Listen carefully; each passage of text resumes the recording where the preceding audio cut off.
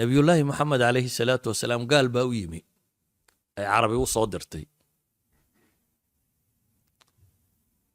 waa gaal loo soo diray inuu nebi moxamed calayhi salaatu wasalaam diinta ka saaro.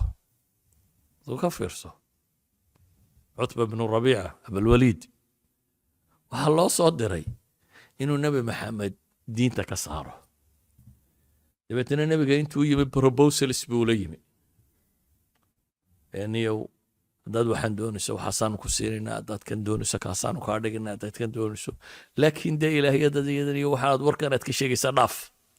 marka wuxuu wadaa in compromise diinta laga galo, laga heshiiyo, oo isaga iyo nimankii quraysheed negotiation ay wada galaan, oo nebigana la siiyo wixii uu baahan karo. haddaad boqor doonayso boqor baa laga dhigayaa, haddaad xoolo ku doonayso waxa kan annagaa ninka ugu xoolo badan kaa dhigayna, haddaad gabdho doonayso inanta ugu fiican baa lagu guurinaya. yacni wixii maadiya aad rabto ee nolosha ku saabsan you will get it. laakiin waxaan u baahannahay uun de inaynu masaa'ilkan ka wada hadallo, aad ilaahiyada iyo baabkan cayda ka dayso. nebigu waxa iyadoo loo akrinaya u dhegaysanayay, kuma odhanin war bal waxaa gaalkii wuxuu ku hadlaya day gaalnimadaasaad ila timi, kuma odhanin ee wuu dhegaystay.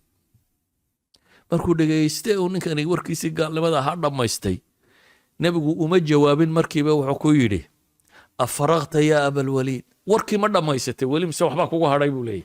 yani isagu weli rabaa inuu jaan siiyo. afaraqta yaa abalwaliid, warkii ma kaa soo wareegay buu leeyahy, hadalkii ma ka baxday, ma dhammaysato? markaasuu yidhi haa. markaasuu nebigu aayad qur'aana ku akhriyay. suurad suwarka makiga qaybteeda hore ka mid ah ayuu nebigu calayhi salaatu wasalaam ku akhriyey. suuraddii markii uu dhegaystay ayuu nin carbeed afkana garanaya buu hayay, wuu isbedelay. dabeetana nimankii carbeed markuu noqday waxay dhaheen wallaahi rabiica bnu cutbata bnu rabiica sidii uu inagaga tegey si aan ahayn buu la soo noqday bay dhaheen. ninkii aynu diray warka aynu ku diray maaha. maxaan qisadan uga dan leeyay? qisada imaam alalbani wuu taxsiiniyaa fii siiratihi. waxaan leenahay waxa weeyaan qofkan inaynu dhegaysano bal horta waa ibtilaysan yihi, dhib baa haysataa, laakiin mashkilaadkiisa kan iyo waxaan madaxiisa ka guuxay iyo waxaanu ismoodsiiyey ama waxaan loo akhriyay inaynu ka dhegaysano. waa mid labaada inaynu ogaanana xiwaarku dee qur-aanka ilahay wuxuu inoogu sheegay ambiya xataa ilaahay wax weydiisanaysa.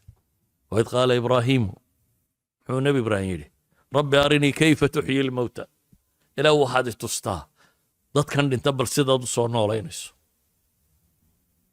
ama nebi muuse inuu yidhahdo ilaah waxaan rabaa inaan ku arko. idan su-aashu waxay doonta ha ahaato, waxaynu u baahannahay dadkan inaynu dhegaysanno.